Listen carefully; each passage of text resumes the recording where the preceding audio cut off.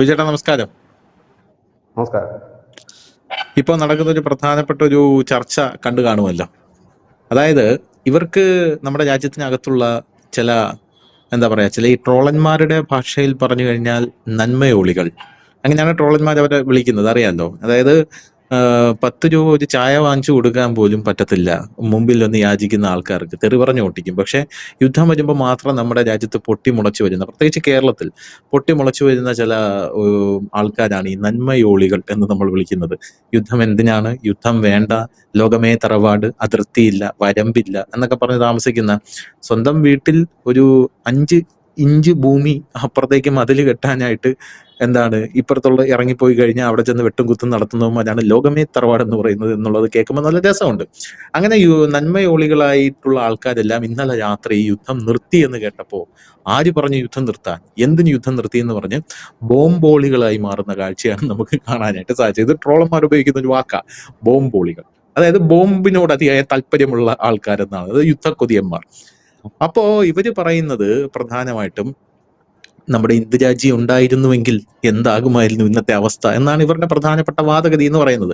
എനിക്ക് എൻ്റെ ചെറിയ ഒരു ബുദ്ധിയിൽ നിന്ന് മനസ്സിലാക്കാനായിട്ട് സാധിക്കുന്ന എന്താ അറിയോ ചേട്ടാ, ഈ നരേന്ദ്രമോദിയുടെ ഇമേജ് അങ്ങ് കയറി പോകും, ഒരു രക്ഷയില്ല. കാരണം ഈ ടേമിൽ മോദിയുടെ അടി എന്ന് പറഞ്ഞാൽ 13 എയർബേസ് അടിച്ചു തകർത്തു, 9 ഭീകരവാദ കേന്ദ്രങ്ങൾ അടിച്ചു തകർത്തു, 600 ഭീകരവാദികളെയാണ് ലക്ഷ്യം വെച്ചത്. ഇപ്പോഴും 100-ലേറെ ഭീകരവാദികൾ മരിച്ചു എന്ന് ഔദ്യോഗികമായി കണക്ക് വന്നു. ഇത് ഉയർന്നുകൊണ്ടേയിരിക്കുന്നു.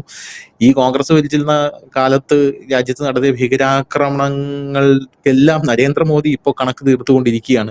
അറിയാലോ, കോൺഗ്രസ് താജിൽ അറ്റാക്ക് ഒക്കെ നടത്തിയപ്പോൾ 1000 കിലോ ബോംബ് കൊണ്ട് ലാഹോറിൽ ഇടുമെന്ന് വിചാരിച്ചു. പക്ഷെ 1000 പേജുള്ള ഒരു റിപ്പോർട്ടാണ് കൊടുത്തത്, സമാധാനത്തിന്റെ ഒരു വെള്ളരിപ്രാവായി മൻമോഹൻ സിംഗ്. അപ്പോ അങ്ങനെയുള്ള ഒരു സാഹചര്യത്തിൽ നരേന്ദ്രമോദി അതിഭീകരമായിട്ട് ചെയ്യുന്നുണ്ട്. നാട്ടുകാർക്കെല്ലാം വലിയ ഇംപ്രഷൻ. കാരണം അടിക്ക് തിരിച്ചടി എന്നൊക്കെ പറഞ്ഞാൽ പടക്കം പൊട്ടുന്നത് പോലെയാണ്, പട എന്നാണ് തിരിച്ചടി കൊടുത്തുകൊണ്ടേയിരിക്കുന്നത്.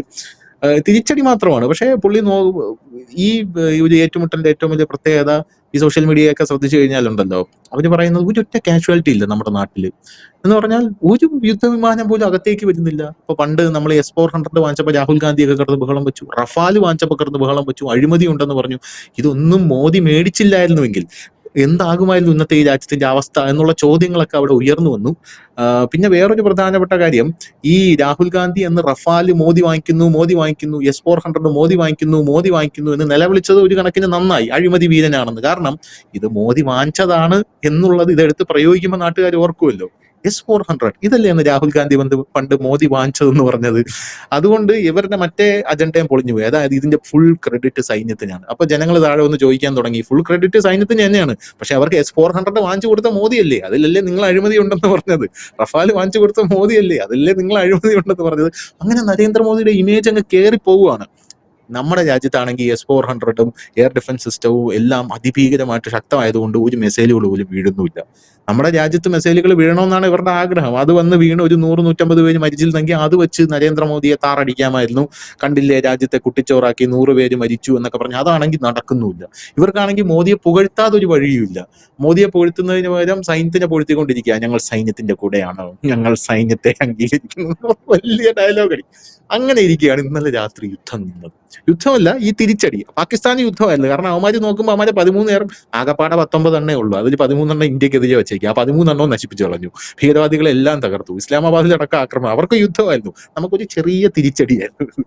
അങ്ങോട്ട് നമ്മൾ ചെറിയൊരു ഏറ്റുമുട്ടലായിരുന്നു. അപ്പോൾ അങ്ങനെ ആ ഏറ്റുമുട്ടൽ നിന്നു. ഈ ഏറ്റുമുട്ടൽ നിന്നപ്പോൾ ഇവര് പറയുന്നത്, നമ്മുടെ ഇന്ദിരാഗാന്ധി 1971 ബംഗ്ലാദേശിനെയും പാകിസ്ഥാനെയും 2ആയിട്ട് പിളർത്തിയ ശേഷമാണ് യുദ്ധം നിർത്തിയത്.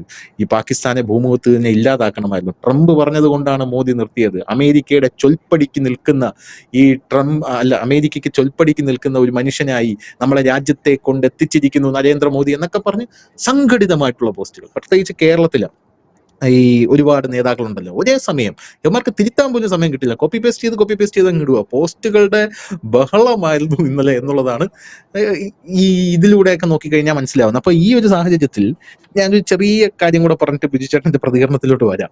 ഈ ഒരു സാഹചര്യത്തിൽ എനിക്ക് നരേന്ദ്രമോദിയുടെ ഒരു ഷോ ഓർമ്മ വരികയാണ്. നരേന്ദ്രമോദി പറയുകയായിരുന്നു ഒരു ഷോയുടെ പേര് ഞാൻ അറിഞ്ഞു, നമ്മുടെ ജനകീയ കോടതിയൊക്കെ പോലെ ഹിന്ദിയിൽ ഒരു ഷോ ഉണ്ടല്ലോ, ഒരു കോർട്ടിനകത്ത് നരേന്ദ്രമോദി ഇരുന്നിട്ട് സംസാരിക്കും. അപ്പൊ നരേന്ദ്രമോദി പറയുകയാണ്, താജിൽ ആക്രമണം നടന്നു. താജിൽ ആക്രമണം നടന്നപ്പോൾ മൻമോഹൻ സിംഗ് നേരെ അമേരിക്കയിലേക്ക് പോയി ഒബാമ ഒബാമ എന്ന് പറഞ്ഞ് കരയാണ്. ഒബാമ അറേ ബായ്, താജിൽ ആക്രമണം നടന്ന എന്തിനാണ് അമേരിക്കയിൽ പോകുന്നത്? അതായത് പാകിസ്ഥാൻ മേ ജാവോന, അതായത് പാകിസ്ഥാനിലോട്ടല്ലേ നമ്മൾ പോകേണ്ടത്, എന്തിനാണ് അങ്ങോട്ട് പോകുന്നത് എന്ന് പറഞ്ഞൊരു ഇത്. അതായത് നമ്മുടെ രാജ്യത്ത് മൻമോഹൻ സിംഗ് നടന്നപ്പോ നടക്കാത്ത ആക്രമണങ്ങളൊന്നുമില്ല. അത് എല്ലാം നരേന്ദ്രമോദി ശക്തമായിട്ട് വിമർശിച്ചിട്ടുണ്ട്. അപ്പൊ ഈ ഒരു അവസരം കൂടെ മുതലെടുത്ത് ഇപ്പൊ ഇന്ദിരാഗാന്ധി അങ്ങനെയായിരുന്നു, ഇന്ദിരാഗാന്ധി ഇങ്ങനെയായിരുന്നു എന്നൊക്കെ പറഞ്ഞ് 1971 അയൺ ലേഡിയാണ് എന്നൊക്കെ പറഞ്ഞ് വലിയ ഗീർവാണങ്ങൾ അടിക്കുന്നുണ്ട്. സത്യത്തിൽ അതിലെന്തെങ്കിലും ഒരു കഴമ്പുണ്ടോ? ഇല്ല, അതിനു മുമ്പ് ഒരു കാര്യങ്ങൾ പറഞ്ഞ് നമുക്ക് തുടങ്ങാം. ഈ കോൺഗ്രസ്സുകാർ സാധാരണ ഈ നരേന്ദ്രമോദി കൊണ്ടുവരുന്ന പുതിയ ഓരോ പദ്ധതികളൊക്കെ കൊണ്ടുവരുമ്പം പറയും ഇത് ഞങ്ങളുടെ സ്വപ്നമായിരുന്നു, ഞങ്ങളിത് പ്ലാൻ ചെയ്താണ്, നെഹ്റുജിയാണ് ഒരു അടിസ്ഥാനം. പക്ഷേ ഈ ഒരു തിരിച്ചടിയിൽ നമ്മൾ ഉപയോഗിച്ച ആയുധങ്ങൾ, വെപ്പൺസ് കൂടുതലും S-400 ആണ്. അത് 2007 ഇറങ്ങിയിട്ടുള്ള ഒരു ഇത്. അന്ന് നെഹ്റു ഇല്ല, ഇന്ദിര ഇല്ല. അപ്പൊ അതിന്റെ പേര് പറയാൻ പറ്റില്ല. നമ്മൾ 2018 S-400 ഇവിടെ വാങ്ങിക്കുന്നത് 2018. അപ്പൊ ഇതിനകത്ത് എങ്ങനെ പറയാൻ പറ്റും? ഇനി റഫേൽ വന്നത് കഴിഞ്ഞ വർഷമാണ്, 2023 ഫസ്റ്റ് ബാച്ച് വന്നത്. അപ്പൊ അതിനകത്ത് നെഹ്റുവിന്റെ പേര് കണക്ട് ചെയ്യാനോ രാഹുൽ ഗാന്ധിയുടെ, രാജീവ് ഗാന്ധിയുടെ പേര് പോലും കണക്ട് ചെയ്യാൻ വകുപ്പില്ല. ഇന്ത്യ ഉപയോഗിക്കുന്ന ഒരു വെടിയുണ്ടയുടെ പേരിൽ പോലും കാരണം പേര് പോലും ഇവർക്ക് അറിയത്തില്ല. ഇന്ത്യ പറയുമ്പോഴാണ് അറിയുന്നത്. ശൗര്യ ചക്രം, മറ്റേ ചക്രം, സുദർശനം, അങ്ങനെ ഇങ്ങനെ എന്നൊക്കെ പറയും. പക്ഷെ ഇതൊക്കെ എവിടെ ഇട്ട് കണക്ട് ചെയ്യാൻ ഒരു പിടുത്തം കിട്ടും. അവിടെ തീറ്റി. അങ്ങനെ ഇരിക്കുമ്പോഴാണ് 1971 കഥയും കൊണ്ടുവരുന്നത്. അത് നന്നായി എന്തായാലും. കാരണം ഈ 1971 കഥ ഞാൻ എൻ്റെ കുട്ടിക്കാലം മുതലേ അറിയുന്നത്. കാരണം എൻ്റെ അച്ഛനൊരു സൈനികനായിരുന്നു, പട്ടാളക്കാരനായിരുന്നു. അദ്ദേഹം പങ്കെടുത്തിട്ടുള്ള വാറാണ് 1971. അതായത് എൻ്റെ ഒരു ചെറുപ്പം എനിക്ക് ഓർമ്മ ഉള്ളപ്പോൾ മുതൽ അന്നത്തെ അച്ഛൻ, അന്നൊക്കെ നമ്മൾ കരുതിയത് ഇവരുടെയൊക്കെ ഒരു വീരസാഹസിക കഥകളാണ് ഈ പട്ടാളക്കാർ സ്വഭാവമായിട്ട് പറയുന്നത് പോലെ. പക്ഷെ അതൊന്നും ആയിരുന്നില്ല എന്നെനിക്ക് ഇപ്പൊ ബോധ്യമാകുന്നുണ്ട്. കാരണം ഇന്നിപ്പോ നമ്മൾ ആധുനിക കാലത്ത് നമ്മുടെ സൈനികർ പോരാടുമ്പോൾ അന്ന് അച്ഛൻ ഇത്രയൊന്നും സൗകര്യങ്ങൾ ഇല്ലായിരുന്ന സമയത്ത് അന്നത്തെ പട്ടാളക്കാരുടെ പോരാട്ടമാണ് അവർ പറഞ്ഞിരുന്നത്. നമ്മളതിനെ കത്തി എന്നൊക്കെ നമ്മൾ ഒരുപാട് കളിയാക്കിയിട്ടൊക്കെ ഉണ്ട്. ഏതായാലും ആ ഒരു കാലഘട്ടത്തിൽ എനിക്ക് നന്നായിട്ട് അറിയാവുന്നതാണ്. അന്ന് ആ സർവീസ് കൊണ്ടുവന്ന പട്ടാളക്കാരൊക്കെ വേദനയോട് ഓർക്കുന്ന ഒരു പേരുണ്ട്. ആരാന്നറിയാം? ശ്രീമതി ഇന്ദിരാഗാന്ധി. ഇന്ദിരാഗാന്ധി ഇന്ത്യ ഭരിച്ചത് ലോങ് ടൈം ഇന്ത്യ ഭരിച്ചത് പ്രധാനമന്ത്രിയാണ് നെഹ്റുവിന് ശേഷം. ആള് മിടുക്കിയാണ്, പല കാര്യങ്ങൾ കൊണ്ടുവരികയൊക്കെ ചെയ്തു. പക്ഷെ 1971 പറയുമ്പോൾ കോൺഗ്രസ്സുകാർ ഒരു കാര്യം ആലോചിക്കണം. ആ 71 ഈ വാർഫീൽഡിൽ ഉണ്ടായിരുന്ന പട്ടാളക്കാർ ഇന്നും പലരുമുണ്ട്. പ്രായം കൂടിയിട്ടുണ്ടാകും, ഇന്നുമുണ്ട് ലക്ഷക്കണക്കിന് പേര്. അവർ പകർന്നു കൊടുത്ത ഒരു റിയൽ പിക്ചറുണ്ട് സമൂഹത്തിൽ. അന്നത്തെ കാലത്തെ യാഥാർത്ഥ്യം മനസ്സിലാക്കിയ മാധ്യമപ്രവർത്തകരുണ്ട് ഈ രാജ്യത്ത്. അവർക്ക് എല്ലാവിധം അറിയാം. പിന്നെ ആരും ഇത് പുറത്തോട്ട് വലിച്ചിട്ട് ഇഴയ്ക്കാത്ത എന്താണെന്ന് വെച്ചാൽ ഇത് നമ്മുടെ രാജ്യത്തിന്റെ വിഷയമായതുകൊണ്ടാണ്. അവിടെ ഒരു ഇന്ദിരാഗാന്ധിയും നെഹ്റുവും അല്ല, ഇന്ത്യ എന്ന ഒരു വികാരമുള്ളത് കൊണ്ട് മാത്രമാണ്. പക്ഷെ ആ വികാരങ്ങളെ മുറിവേൽപ്പിച്ചുകൊണ്ട് ഇത്തരം ഇന്ദിരാഗാന്ധി എന്ന് പറയുമ്പോൾ ചിലത് പറയാതെ പോകുന്നത് ശരിയല്ല. കാരണം നിങ്ങൾ എഴുതി കൊടുത്ത ചരിത്രമാണ് ഇന്ന് വിദ്യാർത്ഥികൾ പഠിക്കുന്നത്. കോൺഗ്രസ് സർക്കാരിന്റെ കാലത്ത് ഉണ്ടാക്കി വെച്ച ചരിത്രമാണ് ഇന്നും വിദ്യാർത്ഥികൾ പഠിക്കുന്നത്. ഔറംഗസീബിന്റെയും ജഹാംഗീറിന്റെയും ഇന്ദിരാഗാന്ധിയുടെയും ഒക്കെ ചരിത്രം റിയൽ ചരിത്രമല്ല. ആ റിയൽ ചരിത്രം തന്നെയാണ്, അത് മായ്ക്കാനും പറ്റില്ല. അത് നമുക്ക് എന്താണ് സംഭവിച്ചതെന്ന് നോക്കാം. 1971 ഈ വാർ നടക്കുന്നത്. ഈ വാർ നടക്കുന്നതിന് മുമ്പ് ശ്രീമതി ഗാന്ധി യൂറോപ്യൻ കൺട്രീസിലെല്ലാം പോയിരുന്നു, അമേരിക്കയിലടക്കം. അമേരിക്കയിൽ ചെന്നപ്പോൾ മൈൻഡ് ചെയ്തില്ല. അവിടെ അമേരിക്കൻ പ്രസിഡന്റ് വെയിറ്റ് ചെയ്യിച്ചു ദിവസങ്ങളോളം എന്നാണ് കേൾക്കുന്നത്. 5 ദിവസവും മറ്റോ വെയിറ്റ് ചെയ്യേണ്ടി വന്നു. അന്ന് തന്നെ ഇന്ദിരാഗാന്ധിക്ക് കാര്യം മനസ്സിലായി. കാരണം അതെന്താണ് ആ ചുരുക്കിന് കാരണമെന്ന് വെച്ചാൽ അതിന് മുമ്പ് തന്നെ ഇന്ത്യ റഷ്യയുമായിട്ടൊരു ടൈപ്പിൽ എത്തിയിരുന്നു. കാരണം ഇന്ദിരാഗാന്ധിക്ക് നേരത്തെ തന്നെ കാര്യം മനസ്സിലായി അമേരിക്കയെ കൊണ്ട് വലിയ പണി. കാരണം അന്നൊക്കെ അവർ വലിയ ശക്തമായി നിൽക്കുക, അമേരിക്ക വലിയ മൈൻഡൊന്നും ചെയ്യാതെ പോയി. പക്ഷെ അതെനിക്ക് തോന്നുന്നു അമേരിക്ക അവരുടെ ജീവിതത്തിൽ ചെയ്ത ഏറ്റവും വലിയ പൊട്ടത്തരങ്ങളിലൊന്നാണ്. ഈ അഹംഭാവം കൊണ്ട് സംഭവിച്ചതാണ്. ഇല്ലായിരുന്നെങ്കിൽ ഇന്ന് അമേരിക്കയുടെ ഒരു സഖ്യകക്ഷി ഇന്ത്യ ആയിരുന്നു. അവരതിന് പകരം പാകിസ്ഥാനെ പിടിച്ചിട്ട് റഷ്യയുടെ ഇതിലേക്ക് നമ്മൾ പോകുമ്പോൾ അതിനെ തടയിടാൻ ഇന്നായിരുന്നെങ്കിൽ ശ്രമിച്ചാൽ അവർ 100 ടൈംസ് അവർ ശ്രമിച്ചാൽ. പക്ഷെ അന്ന് അവരുടെ ഒരു അഹംഭാവത്തിന് പറ്റിപ്പോയത്. ഇല്ലെങ്കിൽ ഇതിന്ന് അമേരിക്കയുടെ കൂടെ നിൽക്കേണ്ട ഒരു രാജ്യമാണ്. കാരണം നമ്മുടെ ഇവിടെ അന്ന് ഭരിച്ചവർക്കൊക്കെ അമേരിക്കയോടും യൂറോപ്പിനോടാണ് താല്പര്യം. അന്നും താല്പര്യം അങ്ങനെയാണ്. അവർ ഇറങ്ങിപ്പോകുന്നിടം വരെയുള്ള താല്പര്യവും അങ്ങനെ തന്നെയായിരുന്നു റഷ്യയുമായിട്ട് ടൈപ്പ് ഉള്ളപ്പോൾ. അന്ന് റഷ്യയുമായിട്ട് ഉണ്ടാക്കിയ ഒരു കരാറിൽ നമ്മളെ ആക്രമിച്ചാൽ റഷ്യ എത്തുമെന്നും റഷ്യ നമ്മളെ ആക്രമിച്ച് അവർക്ക് വേണ്ട സഹായങ്ങൾ നമ്മൾ നൽകുമെന്ന് ഒരു കരാറിൽ എത്തിച്ചേരുകയാണ് നമ്മൾ അന്ന് ചെയ്തത്. അതിനൊക്കെ ശേഷം ഈ ലോകരാജ്യങ്ങളിൽ, ഈ യൂറോപ്യൻ രാജ്യങ്ങളിലൊക്കെ പോയിട്ട് ഒരു തണുത്ത പ്രതികരണമാണ് ഇന്ദിരാഗാന്ധിക്ക്. അതും കഴിഞ്ഞിട്ട് 1971 ഡിസംബർ 3 ഇന്ത്യയുടെ 11 എയർബേസുകളാണ് പാകിസ്ഥാൻ സൈന്യം ആക്രമിച്ചുകൊണ്ടാണ് യുദ്ധത്തിന് തുടക്കമിട്ടത്. എത്രയാണ്? 11. നമ്മൾ ഇന്നലെ തകർത്ത എത്രയാണ് പാകിസ്ഥാനിൽ? 13. 10 എണ്ണത്തിന് ലിസ്റ്റ് നമ്മളിപ്പോൾ പുറത്തു വിട്ടു. രണ്ടു മൂന്നെണ്ണം ഇപ്പോൾ അവർ അംഗീകരിച്ചു. അതാണ് ആദ്യം കോൺഗ്രസ്സുകാർ മനസ്സിലാക്കുന്നത്. അതായത് ഇന്ത്യയുടെ എയർബേസുകൾ പാകിസ്ഥാൻ തകർത്ത ഓപ്പറേഷൻ ചെങ്കിസ് ഖാൻ എന്ന് പേരിട്ട് വിളിക്കുന്നതായിരുന്നു ആ യുദ്ധം. 13 ദിവസം നീണ്ട ഒരു യുദ്ധമാണ്. അങ്ങനെയാണ് ഇന്ത്യ യുദ്ധത്തിലേക്ക് പോയത്. അതല്ലാതെ ഇത് കണക്ക് ഇവിടെ കയറി നിരപരാധികളെ കൊന്നതിന് അവിടെ പോയി അവൻ നെറുകന്തല അടിച്ച് പൊട്ടിക്കുന്ന ഭരണാധികാരി ആയിരുന്നില്ല ഇന്ദിരാഗാന്ധി. ഇന്ദിരാഗാന്ധി നിർബന്ധിതയായി തീരുകയായിരുന്നു ആ യുദ്ധത്തിലേക്ക് പോകാനായിട്ട്. അന്ന് ഇതാണ് പാകിസ്ഥാൻ ഒന്നായിരുന്നു, പടിഞ്ഞാറും കിഴക്കും, ഇപ്പോഴത്തെ നമ്മുടെ ബംഗ്ലാദേശ്. ആ ഒരു വാറ് എന്നിട്ടും നമ്മുടെ ധീര ജവാന്മാർ പോരാടി. ആ ധീര ജവാന്മാർ പോരാടി 93,000-ഓളം വരുന്ന ഈ പറയുന്ന പട്ടാളക്കാർ, പാകിസ്ഥാൻ പട്ടാളക്കാർ കീഴടങ്ങി. ആ കീഴടങ്ങിയ കൂട്ടത്തിൽ തന്നെ ഈ പാർലമെന്റ് അംഗങ്ങളും ഉണ്ടായിരുന്നു. നമ്മുടെ പാകിസ്ഥാന്റെ കിഴക്കൻ പാകിസ്ഥാനിൽ ഇപ്പോഴത്തെ ഒറിജിനൽ പാകിസ്ഥാന്റെ ഇതാണല്ലോ. ആ 1974 ഈ യുദ്ധമാണ് ഇന്ത്യയിൽ കിടക്കുന്ന ബഹുഭൂരിപക്ഷം മുസ്ലിങ്ങൾക്കും ഒരു സത്യം മനസ്സിലാക്കി കൊടുത്തത്. പാകിസ്ഥാന്റെ കൂടെ നിന്നാൽ യാതൊരു കാര്യവും ഉണ്ടാകില്ല എന്നുള്ളത്. അതുവരെ ഇന്ത്യയിലെ ബഹുഭൂരിപക്ഷം മുസ്ലിങ്ങളുടെയും ചിന്ത പാകിസ്ഥാനിലേക്ക് പോകണമെന്നായിരുന്നു. കാരണം ഈ പാകിസ്ഥാനിലേക്ക് പോകുന്നതിന് മുമ്പ് ജിന്നി ഉൾപ്പെടെ പറഞ്ഞൊരു കാര്യമുണ്ട്, ഇന്ത്യൻ ഭരണഘടന, മുസ്ലിം സമുദായത്തിന് ഒരിക്കലും ഇന്ത്യൻ ഭരണഘടന അംഗീകരിക്കാൻ കഴിയില്ല, അതുകൊണ്ട് മുസ്ലിം ഭൂരിപക്ഷ പ്രദേശങ്ങൾ ഒരിക്കലും ഇന്ത്യയോട് ചേർക്കാനും കഴിയില്ല. അത് അദ്ദേഹം കാശ്മീരിന്റെ ആ ഒരു ഭാഗത്തെ വെച്ചിട്ടാണ് പറഞ്ഞത്. ആ ഒരു മനസ്ഥിതിയിൽ നിന്ന് ഇന്ത്യയിലെ ഒരു ഇന്ത്യൻ യൂണിയൻ മുസ്ലിം ലീഗ് അടക്കം മാറി ചിന്തിക്കാൻ തുടങ്ങിയതും, ഒരു ബഹുഭൂരിപക്ഷം വരുന്ന അന്നത്തെ കാലത്തെ മുസ്ലിം വിഭാഗം മാറി ചിന്തിക്കാൻ തുടങ്ങിയതും ഈ ബംഗ്ലാദേശ് വിഭജിക്കുന്ന സമയമായപ്പോഴാണ്. അന്നാണ് അവർക്ക് മനസ്സിലായടാ, നമ്മുടെ രാജ്യം പിറന്നു വീണില്ല, അതിനു മുമ്പ് തന്നെ നമ്മളിൽ തന്നെ ഒരു വിഭാഗം പിളർന്നു പോകുന്നു. കാരണം അങ്ങനത്തെ ഒരു അവസ്ഥയിലേക്ക് പോകുന്നു. നമ്മുടെ പട്ടാളം തന്നെ നമ്മുടെ ആൾക്കാരെ കൊല്ലുന്നു. 400 സ്ത്രീകളെയാണ് ആ യുദ്ധത്തിനിടയിൽ പാക് പട്ടാളം ബലാത്സംഗം ചെയ്തത് ബംഗ്ലാദേശിൽ. അപ്പം വലിയ ആക്രമണം തന്നെയായിരുന്നു അവരവിടെ നടത്തിയിരുന്നത്. അഴിഞ്ഞാടുന്ന ഒരു തെമ്മാടിക്കൂട്ടമായിരുന്നു. അങ്ങനെ 93,000 പേര് അവർ കീഴടങ്ങി. ഒപ്പം തന്നെ നമ്മുടെ പട്ടാളക്കാരെ 54ഓളം പേര്, ഏതാണ്ട് 100-നടുത്ത പട്ടാളക്കാരാണെന്നാണ് പറയുന്നത്, അത്രയും പേരെ പാകിസ്ഥാൻ തടങ്കലിലാക്കിയിരുന്നു. അങ്ങനെ ഒരു ആധികാസികപരമായ ഒരു വിജയം നമ്മൾ നേടി. നമ്മൾ പാകിസ്ഥാന്റെ 13,000-ഓളം വരുന്ന ചതുരശ്ര കിലോമീറ്റർ നമ്മുടെ ഇന്ത്യൻ സൈന്യം പിടിച്ചെടുത്തു. അങ്ങനെ ആധികാരികമായ ഒരു വിജയം ഇന്ത്യൻ സേന അന്ന് കൈപ്പിടിയിൽ ഒതുക്കി. എന്നിട്ട് എന്താണ് സംഭവിച്ചത്? ഹിമാചലിന്റെ ഇപ്പോഴത്തെ നമ്മുടെ ഹിമാചൽ പ്രദേശിന്റെ തലസ്ഥാനമായ ഷിംല വെച്ചൊരു കരാർ ഒപ്പിട്ടു. അതാണ് ഈ ഷിംല കരാർ എന്ന് പറയുന്നത്. ആ കരാറിന്റെ അടിസ്ഥാനത്തിൽ ഈ 93,000 പാക് പട്ടാളക്കാരെ ആനയിച്ചുകൊണ്ട് പാകിസ്ഥാന് കൈമാറി. അവിടെ പാകിസ്ഥാന്റെ തടവറയിലുണ്ടായിരുന്ന ഇന്ത്യൻ പട്ടാളക്കാർക്ക് എന്ത് സംഭവിച്ചു? അവരവിടെ നരകയാതന അനുഭവിച്ച് അവിടെ കിടന്ന് മരിച്ചു.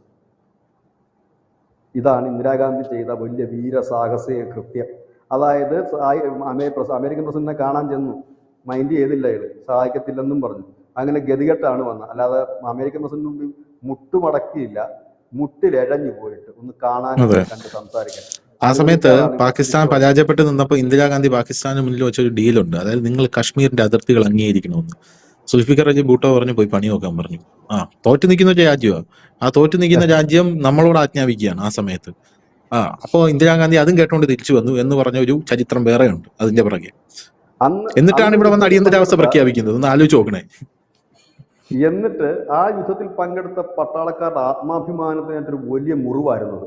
കാരണം അവര് വളരെ റിസ്ക് എടുത്ത് പൊരുതി നേടിയ വിജയം, ആ വിജയത്തെ കൊണ്ട് അടിയറ വെച്ചു. ആർക്ക്? സുൽഫിക്കർ അലി ഭൂട്ടോയ്ക്ക് കൊണ്ട് അടിയറ വെച്ച് കരാറ് എഴുതി. നമ്മുടെ പട്ടാളക്കാരെ തൊട്ട് അവർ വിട്ടതുമില്ല. അവരവിടെ കിടന്ന് അതെ ഈ 93,000 പട്ടാളക്കാരെ എന്തിനാ വിട്ടതെന്ന് അറിയാമോ ചോദിച്ചേട്ടാ? ആ മറ്റേ ബംഗ്ലാദേശിന്റെ രാഷ്ട്രപിതാവായിട്ടുള്ള മുജീബുർ റഹ്മാനെ മോചിപ്പിച്ചു കഴിഞ്ഞാൽ ഈ 93,000 പട്ടാളക്കാരെ ഞങ്ങൾ വിട്ടുതരാമെന്ന് പറയാണ്.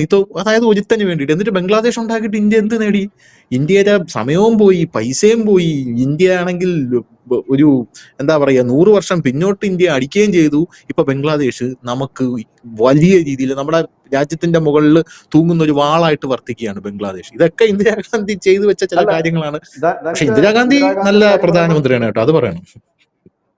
അല്ല, ഇന്ദിരാഗാന്ധിയെ കുറിച്ച് പറയുമ്പോൾ ഈ യുദ്ധത്തെ കുറിച്ച് പറയുമ്പോൾ 3 കാര്യം കോൺഗ്രസ്സുകാരെ ഓർമ്മപ്പെടുത്താൻ ആഗ്രഹിക്കുന്നു. ഒന്ന്, ഇന്ത്യ അങ്ങോട്ട് പോയിട്ട് പാകിസ്ഥാനെ അടിച്ചതല്ല. ഇപ്പൊ മോദി ചെയ്തതുപോലെ ഇന്ത്യയുടെ 11 എയർബേസ് ആണ് പാകിസ്ഥാൻ അടിച്ചത്. അടി കിട്ടിക്കഴിഞ്ഞിട്ടാണ് അതിനെ പ്രതിരോധിക്കാൻ ഇന്ത്യൻ സേന ഇറങ്ങിയത്. അതാണ് ഇന്ദിരാഗാന്ധി. അല്ലാതെ ഇന്ദിരാഗാന്ധിയുടെ പുലിത്തരം അവിടെയാണ്. അതായത് നരേന്ദ്രമോദി ഭരിക്കുമ്പോൾ ഒരു എയർബേസും ഒരു പാകിസ്ഥാനിയും അടിച്ചിട്ടില്ല. വന്നപ്പോഴൊക്കെ ഹരിയാനയിലും പഞ്ചാബിലും ആക്രിക്കടയിൽ ഇരിക്കുക. അതാണ് ഇന്നത്തെ അവസ്ഥ. അതും തമ്മിൽ താരതമ്യം ചെയ്യാൻ കഴിയും. ഇത് മറച്ചു വെച്ചോണ്ടാണ് ഇവരിത് പറയുന്നത്. രണ്ടാമത്തെ കാര്യം, അമേരിക്കയുടെ മുമ്പിൽ മുട്ടിലടഞ്ഞില്ല എന്നല്ല, കിടക്കുകയായിരുന്നു സാഷ്ടാംഗം പ്രണമിച്ചുകൊണ്ട്. അവർ മൈൻഡ് ചെയ്തില്ല. കാരണം നമ്മൾ റഷ്യയായിട്ടുള്ള ഇതുകൊണ്ട് റഷ്യയുടെ കരുത്തിലാണ് അത് ജയിച്ചത്. മൂന്നാമത്തെ കാര്യം, ഇന്ത്യൻ സോവിയറ്റ് യൂണിയൻ ആയിരുന്നല്ലോ. അതെ, മൂന്നാമത്തെ കാര്യം, ഇന്ത്യൻ പട്ടാളക്കാരുടെ, ഇന്ത്യൻ ജനതയുടെ ആത്മാഭിമാനം സുൽഫിക്കർ അലിയുടെ അടിയറ വെച്ച ഒരു പ്രധാനമന്ത്രി കൂടിയായിരുന്നു. ആ കഥ ഞാൻ പറയുന്നതിനേക്കാൾ ഭംഗിയായിട്ട് ഇപ്പൊ അതിന്റെ വീഡിയോ പുറത്തുണ്ട്. പഴയ ഒരു ഇന്റർവ്യൂ ആണ്. ആരുടെയാണെന്നറിയാവോ? എയർ മാർഷൽ മനേഷ് കാ പറയുന്നുണ്ട്. അത് എനിക്കിപ്പോ ഈ ചർച്ചയെ പറയാൻ ബുദ്ധിമുട്ടുണ്ട്. അദ്ദേഹം ഉപയോഗിച്ച വാക്ക് അത് ഞാൻ പറയുന്ന മോശമാണ്. കാരണം നമ്മൾ അത്രത്തോളം ഒരു താഴ്ന്ന നിലയിലേക്ക് പോകണ്ടെന്ന് കരുതിയാണ്. അവർ പറഞ്ഞു തരും, അങ്ങേര് പറഞ്ഞു തരും. കാരണം മനീഷ് കയുമായി വലിയ ഒരു ആത്മബന്ധം ഇന്ദിരാഗാന്ധിക്ക് ഉണ്ടായിരുന്നു. അദ്ദേഹം ബാക്കി കഥ അദ്ദേഹം പറഞ്ഞു തരും. അദ്ദേഹം ഷിംല കരാറിനെ കുറിച്ച് ഒറ്റ വാക്കാണ് പറഞ്ഞത്. അത് അവർ മ്യൂട്ട് ചെയ്തിട്ടാണ് ആ ചാനൽ കേൾപ്പിക്കുന്നത്. എനിക്ക് തോന്നുന്നു പഴയ ഏതോ ചാനലാണ്, വർഷങ്ങൾക്ക് മുമ്പ് എടുത്ത ഒരു പഴയ ഫുട്ടേജ് അത്. അത് ഞാൻ ഇപ്പോൾ ഒന്ന് ജസ്റ്റ് സെർച്ച് ചെയ്തൊന്ന് കണ്ടതാണ്. ഈ മനേഷ് കയ്ക്കാണല്ലോ ഏറ്റവും കൂടുതൽ കാര്യങ്ങൾ ഇന്ദിരാഗാന്ധിയെ കുറിച്ച് പറയാൻ അറിയുന്നത്. അത്രയ്ക്ക് ഒരു മനസ്സാക്ഷി സൂക്ഷിപ്പുകാരൻ കൂടെ. അതാണ് അവസ്ഥ. അപ്പം ഇനിയും ഇതേപോലെ ഈ ഉടായ്പ പണിയും കൊണ്ട് വന്നാൽ കുറെ കഥകളോട് എടുത്ത് പുറത്തിടേണ്ടി വരും. ഈ രാജ്യത്തെ സ്വന്തം കുടുംബത്തിന്റെ ഭാഗം, അതായത് തറവാട്ട് സ്വത്ത് പോലെ കൊണ്ടു നടന്ന ഒരു ഫാമിലിയാണ് ഈ ഇന്ദിരാഗാന്ധിയുടേതും ജവഹർലാൽ നെഹ്റുവിൻ്റെതും ഒക്കെ. അവർക്ക് തോന്നിയതുപോലെ സ്ഥലം പതിച്ചു കൊടുക്കുക, അവർക്ക് തോന്നിയതുപോലെ സ്ഥലം എടുക്കാൻ കൊടുക്കുക, എന്നിട്ട് ഇവരുടേതായ നിലപാടെടുക്കുക. ഇവരൊക്കെ എന്ത് തേങ്ങ ചെയ്തെന്നാണ് പറയുന്നത് ഇതുവരെ മനസ്സിലായിട്ടില്ല. പഞ്ചവത്സര പദ്ധതി കൊണ്ടുവന്നിട്ട് എന്തെങ്കിലും ഒരെണ്ണം പ്രാവർത്തികമായോ? അവസാനം അത് തന്നെ നിർത്തിക്കളഞ്ഞു. അതിന്റെ പേരിൽ എന്തുമാത്രം കുട്ടടി ഈ രാജ്യത്ത് നടന്നു. പാവങ്ങൾ, ദാരിദ്ര്യ നിർമ്മാർജ്ജനം, ധവള വിപ്ലവം, ക്ഷീര വിപ്ലവം. എന്നിട്ട് എന്ത് വിപ്ലവം ഉണ്ടായി? ഒന്നും ഉണ്ടായില്ല. എന്നിട്ട് ഈ യുദ്ധത്തിന്റെ കഥയം പറഞ്ഞിട്ട് വരുമ്പോൾ ആദ്യം ആലോചിക്കേണ്ടത്, പാകിസ്ഥാൻകാരന്മാർ ഓപ്പറേഷൻ ചെങ്കിസ് ഖാൻ എന്ന് പറഞ്ഞ് തുടങ്ങി ഇന്ത്യയുടെ 11 എയർബേസ് അടിച്ചു തുടങ്ങിയതാണ്. ഇന്ത്യ ഒരു എയർബേസ് പോയിട്ട് അതിന്റെ ഭാഗത്ത് വരാൻ ഈ ആധുനിക കാലഘട്ടത്തിൽ ആധുനിക ടെക്നോളജി ഉണ്ടായിട്ട് പാകിസ്ഥാന് പറ്റിയിട്ടില്ല എന്ന് മാത്രമല്ല, അവരുടെ 19 എയർബേസിൽ നമുക്കെതിരെ തിരിഞ്ഞു നിൽക്കുന്ന 13 എയർബേസും നമ്മൾ അടിച്ചു. അതിൽ 10 എയർബേസിന് സാരമായ കേട് പറ്റിയിട്ടുണ്ട്. പാകിസ്ഥാൻ ഇപ്പൊ കണക്കെടുത്തുകൊണ്ടിരിക്കുന്നുണ്ട്. ഓരോന്നിന്റെ കണക്ക് ഇതുവരെ പുറത്തു വന്നിട്ടുണ്ട്. 2 ദിവസത്തിനുള്ളിൽ പൂർണ്ണമായ ഒരു ചിത്രം നമുക്ക് അവിടെ നിന്ന് കിട്ടുകയും ചെയ്യും. അപ്പൊ ഇന്ദിരാഗാന്ധിയെ പൂഴ്ത്തിക്കൊണ്ട് വരുന്നവർ ചരിത്രം അറിയണം, യാഥാർത്ഥ്യം അറിയണം. ആ യാഥാർത്ഥ്യം അറിയാവുന്നവർ ഈ രാജ്യത്തുണ്ടെന്ന് മനസ്സിലാക്കണം. പിന്നെ നമുക്ക് പറയുന്നതിന് ഒരു പരിധിയുണ്ട്. ഒരുപക്ഷെ മറ്റ് ചിലപ്പോൾ BJP-യുടെ ഒക്കെ രാഷ്ട്രീയ നേതാക്കൾക്കോ അല്ലെങ്കിൽ മറ്റു രാഷ്ട്രീയ പൊതുപ്രവർത്തകർക്കോ ഒക്കെ പറയുന്നതിന് പരിധിയില്ല. അവർ ചിലപ്പോൾ മറ്റു ചില കഥകളിലൂടെ പറഞ്ഞെന്ന് വരും, എങ്ങനെയൊക്കെയാണ് ഈ രാജ്യം കുട്ടിച്ചോറാക്കിയത് ഈ ഫാമിലിയിൽ. അപ്പൊ അതിനെ കൊണ്ട് പറയിക്കാതിരിക്കുന്നതാണ് നല്ലത്. ഇതൊരു രാജ്യമാണ്. നമ്മൾ ഇന്ദിരാഗാന്ധിയെ കാണുന്നത് കോൺഗ്രസ്സുകാരിയായിട്ടല്ല, നരേന്ദ്രമോദിയെ BJP-ക്കാരനുമായിട്ടല്ല കാണുന്നത്. പകരം ഈ രാജ്യത്തിന്റെ പ്രതീകമായിട്ടാണ്, ഈ രാജ്യത്തിന്റെ ഭരണാധികാരിയായിട്ടാണ്. അതുകൊണ്ടാണ് 1971 കാണിച്ച പോക്രിത്തരത്തെക്കുറിച്ച് ആരും ഒന്നും മിണ്ടാത്തത്. അത് ബലഹീനതയാണെന്ന്, വിലക്കുറവാണെന്ന് കരുതരുത്. പകരം അത് മിണ്ടാത്തത് മറ്റൊന്നും കൊണ്ടല്ല, നമ്മുടെ രാജ്യത്തിന്റെ നിലപാട് അതായിരുന്നു എന്നുള്ളത്. ഇന്നായിരുന്നെങ്കിൽ അത് നടക്കില്ലായിരുന്നു. കാരണം അതിനെ ചോദ്യം ചെയ്യാൻ കുറഞ്ഞ പക്ഷം ഇവിടുത്തെ യൂട്യൂബർമാരെങ്കിലും ഉണ്ടായാലും ചാനലിൽ കൂടെ. അന്ന് എനിക്ക് കഴിയാത്തൊരു സാഹചര്യമായിരുന്നു ആ ഒരു സാഹചര്യം. അതുകൊണ്ട് ഇന്ദിരാഗാന്ധിയെ കുറിച്ച് നമ്മളെ കൊണ്ട് കൂടുതൽ പറയിപ്പിക്കാതിരിക്കുന്നതാണ് കോൺഗ്രസിന് നല്ലത് എന്ന് തോന്നുന്നു. കാരണം ഇത് ചരിത്രമാണ്, ഇതാണ് റിയൽ ചരിത്രം. ഇത് ഇപ്പോഴും രേഖപ്പെടുത്തി വെച്ചിരിക്കുന്ന ചരിത്രമാണ്. അല്ല, ഇവർക്ക് ഈ ഭാവനയിൽ വിരിയുന്ന ചരിത്രമാണ് ഇവർ പറയുന്നത് പ്രധാനമായിട്ട്. ഇവർക്ക് രേഖപ്പെടുത്തിയ ചരിത്രമൊന്നും ഇവർക്ക് പറ്റത്തില്ല. ഇവർ ഈ ഭാവനയിൽ വിരിയിച്ച് ചരിത്രം പറയുക എന്നുള്ളതാണ്. സവർക്കർ ഷൂ നക്കി, എവിടെ നക്കി കാണിച്ചു എന്ന് പറയുമ്പോൾ കാലാപാനി നക്കിയിട്ടുണ്ടെന്ന് പറയും. കാലാപാനിയിൽ പോലും ഗോവർദ്ധനാണ് നക്കുന്നതായിട്ട് കാണിക്കുന്നത്. കാലാപാനി നക്കിയിട്ടുണ്ട്. മറ്റേ പാക് പ്രധാനമന്ത്രി പറയുന്നില്ലേ, എവിടെ തകർത്തിട്ടു, സോഷ്യൽ മീഡിയ നോക്കൂ, അതിനകത്ത് തകർത്തിട്ടുണ്ടല്ലോ, കാണുന്നില്ലേ എന്ന് പറയുന്നത് പോലെ അസൽ അതേ ജീനാണ് ഇവിടെയും എന്ന് തെളിയിക്കുന്നത്. ഇല്ലേ, ഒരു സാമ്യം തോന്നുന്നില്ലേ? അതായത് ഇവർക്ക് അത് പറയുമ്പോഴത്തേക്ക് ഈ 2-3 ദിവസമായിട്ട് മാളത്തിൽ കയറിയിരിക്കുകയായിരുന്നു ഈ സുഡാപ്പി കൊങ്ങി നമുക്ക് കമന്റ് ഇടാനായിട്ട്. ഇന്ന് പുതിയ കമന്റുമായിട്ട് ഇന്നോട്ട് സജീവമാണ്. നമ്മുടെ വീഡിയോയുടെ താഴെ വന്നിട്ടുണ്ട്. തെളിവ് എവിടെ? മോശമായി പോയി, മോദി കീഴടങ്ങി, മോദി മുട്ടുകാലിൽ നിന്നു, അമേരിക്ക കീഴടങ്ങി എന്നൊക്കെ പറഞ്ഞിട്ട് വിജയം പിള്ള, മനോഹരൻ നായർ, നാരായണൻ കൊച്ചി, പിന്നെ ജിമ്മി ജെയിംസ് ജോസഫ് എന്ന പേരുകളിൽ വീണ്ടും സുഡാപ്പികൾ ഇറങ്ങിയിട്ടുണ്ട്. ഇന്ത്യ വീണ്ടും തിരിച്ചടി കൊടുക്കുമ്പോഴത്തേന് ഇവന്മാരെല്ലാം കൂടെ പോയി മാളത്തിലിരിക്കും. കാരണം ഒന്നും പറയാനില്ല. കാരണം ആ സമയത്ത് പറഞ്ഞ രാജ്യവിരുദ്ധതയാകത്തില്ല. കാരണം ഇന്ത്യയെ അങ്ങോട്ട് പൊടുത്താനും പറ്റത്തില്ല. കാരണം അടി കൊള്ളുന്ന മുഴുവൻ നമ്മുടെ ആൾക്കാരാണ്. അപ്പം ഇന്ത്യയെ ജയ് വിളിക്കാനും പറ്റുന്നില്ല. അപ്പൊ എന്ത് മൗനം വിദ്വാന പോഷണം, മാളത്തിലിരിക്കാൻ തൽക്കാലം. അടിയെല്ലാം കഴിഞ്ഞ് അങ്ങോട്ടും ഇങ്ങോട്ടും തലയെ കിട്ടുന്നത് പ്രശ്നമൊന്നും ഇല്ലെന്ന് തോന്നി ചാടി വീണിട്ടുണ്ട്. ഇനിയിപ്പോ പതുക്കെ ബേബി സഖാവും ഒക്കെ രംഗത്തെത്തുമെന്ന് പ്രതീക്ഷിക്കുന്നു. ആഗോളതലത്തിലായിരിക്കും പുള്ളിയുടെ വിശകലനം. ട്രംപൊക്കെയാണ് പുള്ളിയുടെ റേഞ്ചിൽ നിൽക്കുന്ന നേതാക്കന്മാർ ഏതാണ്ട്. അതുകൊണ്ട് നമ്മുടെ രാജീവ് ചന്ദ്രശേഖരനൊക്കെ രക്ഷപ്പെട്ടു. പുള്ളി ആ ഒരു റേഞ്ചിലേക്കാണ് പോയിക്കൊണ്ടിരിക്കുന്നത്. അപ്പൊ ഇതാണ് ഇന്ദിരാഗാന്ധിയെ കുറിച്ച് പറയുമ്പോൾ പ്രധാനപ്പെട്ട ഈ 3 പോയിന്റുകൾ എല്ലാവരും മനസ്സിൽ ആലോചിക്കുക. 1971 എങ്ങനെ യുദ്ധം ഉണ്ടായിരുന്നു, അന്ന് ആ യുദ്ധം ഇന്ത്യ അങ്ങോട്ട് പോയി ചെയ്തതല്ല എന്നും ഇവിടെ നരേന്ദ്രമോദി അങ്ങോട്ട് പോയി നെറുകന്തലേക്ക് അടിച്ചു കൊടുക്കുമായിരുന്നു ആദ്യം മനസ്സിലാക്കുക. അന്നത്തെ സമയത്ത് ഇന്ത്യയുടെ 11 എയർബേസ് തകർത്തുകൊണ്ട് പാക് പട്ടാളം വന്നപ്പോഴാണ് ആ യുദ്ധത്തിലേക്ക് ഇന്ത്യ വലിച്ചഴക്കപ്പെടുകയായിരുന്നെങ്കിൽ ഇവിടെ ഇന്ത്യക്കെതിരെ തിരിഞ്ഞ 19 എയർബേസിൽ 13 അടിച്ചു തകർത്ത ആ ഒരു പാകിസ്ഥാന്റെ 13 എയർബേസുമാണ് മോദി തകർത്തത്. അത് ഒന്നാമത്തെ കാര്യം. രണ്ടാമത്തെ ഒരു പ്രധാന കാര്യം എന്ന് പറഞ്ഞാൽ ഇതൊരു വെടിനിർത്തൽ ആണ്, അതല്ലാതെ ആജീവനാന്തകാലം ഷിംലയിലെ അടച്ചിട്ട മുറിയിൽ ഒപ്പിട്ട ഷിംല കരാറല്ല. രണ്ടാമത്തെ കാര്യം. മൂന്നാമത്തെ കാര്യം, തന്ത്രപ്രധാനമായി അന്ന് കാലത്ത് ഉണ്ടാക്കി വെച്ച സിന്ധു നദീജല കരാറും ഒപ്പം തന്നെ മറ്റ് കരാറുകളും റദ്ദാക്കി അതിന് റീ ഓപ്പൺ ചെയ്യില്ല എന്നുകൂടി അദ്ദേഹം പറഞ്ഞു. നാലാമത്, ഇന്ദിരാഗാന്ധി പറയാത്തൊരു കാര്യം കൂടി അദ്ദേഹം പറഞ്ഞു, ഇനി ഒരു ഭീകരവാദം ഇവിടെ നടന്നാൽ അത് യുദ്ധപ്രഖ്യാപനമായി കാണുകയും ചെയ്യുമെന്ന് പറഞ്ഞു. പിന്നെ അഞ്ചാമത് പറഞ്ഞൊരു കാര്യത്തെക്കുറിച്ച് ഞങ്ങൾ കഴിഞ്ഞ വീഡിയോയിൽ ചർച്ച ചെയ്തിരുന്നു. അത് അന്തരീക്ഷത്തിൽ നിൽക്കുന്നൊരു കാര്യമാണ്. ഒരുപക്ഷെ അധികം വൈകാതെ എവിടെന്നെങ്കിലുമൊക്കെ അതിനൊരു ഫാക്ട് അറിയാൻ കഴിയുമായിരിക്കും. എന്തായാലും ഇന്ദിരാഗാന്ധി മറ്റേ അമേരിക്ക 7ാം കപ്പൽപ്പട അയച്ചപ്പോൾ ഇന്ദിരാഗാന്ധി നെഞ്ചും പിടിച്ച് ഫ്രണ്ടിൽ നിന്നു എന്നൊക്കെയാണ് തള്ളുന്നത്. പിറകെ റഷ്യ ഉണ്ടായിരുന്നു എന്നുള്ളതാണ്. ഈ റഷ്യയും അന്നത്തെ കാലത്ത് ഇന്ദിരാഗാന്ധിയുമായിട്ടുള്ള ചരിത്രം ഒന്ന് പരിശോധിച്ച് അന്ന് റഷ്യ സോവിയറ്റ് യൂണിയൻ ആയിരുന്നു. റഷ്യ ഇന്ദിരാഗാന്ധിയെ ഏതൊക്കെ രീതിയിലാണ് അന്ന് സോവിയറ്റ് പ്രസിഡന്റ് ആയിട്ടുള്ള ബ്രഷ്നേവ് ഭൂട്ടോ ഇന്ദിരാഗാന്ധിയിൽ സമ്മർദ്ദം ചെലുത്തിയിരുന്നത്, ആ സമ്മർദ്ദത്തിന് ഇന്ദിരാഗാന്ധി വഴങ്ങിയത് എന്നൊക്കെ നമുക്ക് മനസ്സിലാക്കാനായിട്ട് സാധിക്കും. അതൊന്ന്. പിന്നെ വേറൊരു പ്രധാനപ്പെട്ട കാര്യം, ഇന്ദിരാഗാന്ധിക്ക് ശേഷം വന്ന നമ്മുടെ മൻമോഹൻ സിംഗ് പ്രധാനമന്ത്രിയായി 2004. 2008 മുംബൈ ഭീകരാക്രമണത്തിന് പകരം ചോദിക്കാതെ ഇവര് ലോക രാജ്യങ്ങളുടെ സമ്മർദ്ദത്തിന് വഴങ്ങി സ്ട്രാറ്റജിക് റെസ്ട്രേറ്റ് എന്ന ചെല്ലപ്പേരിൽ മിണ്ടാതെ ഇരുന്നു. 9 തീവ്രവാദ കേന്ദ്രങ്ങളും പാകിസ്ഥാൻ എയർബേസും അടിച്ചിട്ട നരേന്ദ്രമോദിയെ ഇങ്ങനെ മിണ്ടാതിരുന്നവരാണ് ഇപ്പോൾ നരേന്ദ്രമോദിയുടെ വില അളക്കാൻ വരുന്നത് എന്നുള്ളതാണ് വേറൊരു കാര്യം. ഇവര് പറയും, ശശി തരൂർ അതിന് കൃത്യമായിട്ടുള്ള മറുപടി കൊടുത്തിട്ടുണ്ട് കേട്ടോ. ശശി തരൂർ പറയുന്ന ഭീകരവാദ കേന്ദ്രങ്ങളെല്ലാം മിടുക്കന ചുമ്മാതാണോ നരേന്ദ്രമോദി വിഴിഞ്ഞത്ത് വന്നപ്പോൾ ശശി തരൂരിന് മാത്രം കൈ കൊടുത്തത്? വേറെ ആർക്കും കൈ കൊടുത്തില്ല. അതെ അതെ അതെ അതെ, ആ കാലമല്ല ഈ കാലം. അതെ, വളരെ വിശദീകരിച്ച് പറഞ്ഞിട്ടുണ്ട്. അതിലൊക്കെ ശശി തരൂർ മിടുക്കനാണ്. എന്തായാലും ഇന്ദിരാഗാന്ധിയുടെ ഗർവാണ് മാത്രമേ ഇപ്പൊ പറയാനുള്ളൂ, വേറെ ഒന്നുമില്ല എന്നുള്ളടത്തുനിന്ന്. ഇപ്പോഴും ജവഹർലാൽ നെഹ്റുവിലും ഇന്ദിരാഗാന്ധിയിലും കിടക്കുന്നതേ ഉള്ളൂ. അന്ന് കക്കൂസ് ഇല്ല, ഇന്ന് കക്കൂസ് ഉണ്ട്. അതുപോലും മോദി വന്ന ശേഷമാണ് ഉണ്ടാക്കിയിട്ടുള്ളത്. ഇന്ദിരാഗാന്ധിയുടെ കാലത്ത് ജനങ്ങൾ അങ്ങനെയായിരുന്നു, ഇന്ന് അങ്ങനെയല്ല. ഇന്ന് നമ്മൾ വന്ദേ ഭാരതിൽ വരെ ബയോമെട്രിക് ടോയ്ലറ്റ്സുകളാണ് നമ്മൾ ഉപയോഗിക്കുന്നത്. അതുകൊണ്ട് ആ ഗീർവാണം കൊണ്ട് ഇവിടെ വരരുത് ഡിയർ സുഡാപ്പീസ് എന്ന് പറഞ്ഞുകൊണ്ട് നമുക്ക് നിർത്താം. താങ്ക് യു ചേട്ടാ, താങ്ക് യു സോ മച്ച്.